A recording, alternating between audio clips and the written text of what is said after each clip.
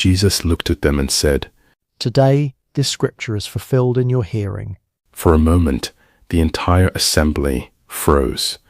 The same people who admired him seconds ago were suddenly shocked. At first they admired him. They leaned forward to listen. Moments later, those same faces hardened, and they rejected him. When Jesus stood up to speak in the assembly, nothing felt unusual. No tension, no resistance. Familiar faces surrounded him. People he had grown up with, neighbors, friends, family, acquaintances. This was his own town. He opened the scroll slowly. The room grew silent, not because of fear, but because of expectation. "The Spirit of the Lord is upon me, because he has anointed me to preach good news to the poor." His voice was steady, unforced, calm, no shouting, no performance. "He has sent me to proclaim freedom for the captives and recovery of sight for the blind." The words carried weight. They spoke of hope, of release, of healing. "To set the oppressed free, and to proclaim the year of the Lord's favor." He rolled up the scroll. He sat down. Every movement was calm. Every eye followed him. Then he said, "Today, this scripture is fulfilled in your hearing." For a moment, no one spoke. At first, admiration filled the room.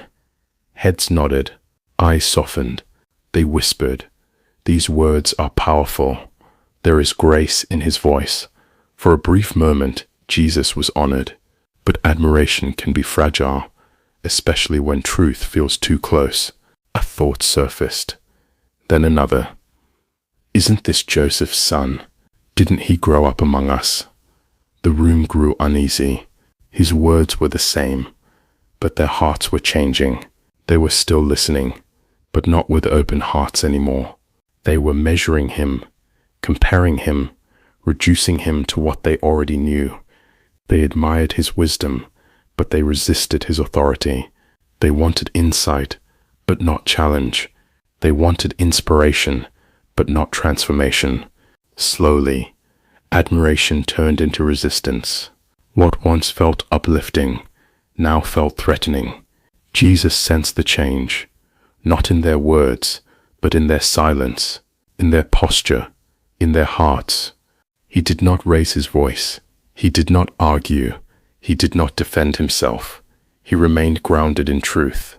Truth often enters gently, but when it confronts pride, it becomes uncomfortable, and discomfort often turns into rejection. The people wanted a miracle. They wanted proof. They wanted validation, but they did not want correction.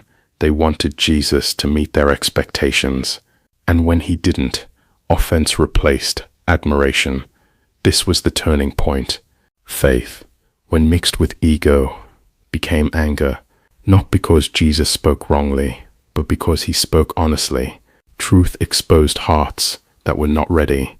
Rejection did not come from strangers. It came from familiarity, from those who believed they already knew him. This moment revealed something timeless. Sometimes, familiarity blocks faith. People often find it easier to admire truth than to accept it. They heard his words, but they were not ready for his truth. Visual video prompt. Faces frozen in quiet inner conflict. Jesus walking away calmly. Gentle light following him. Slow fade into silence. Jesus said, "Today this scripture is fulfilled in your hearing." These words were spoken once in a synagogue, but their meaning still speaks today. Some people heard him and believed.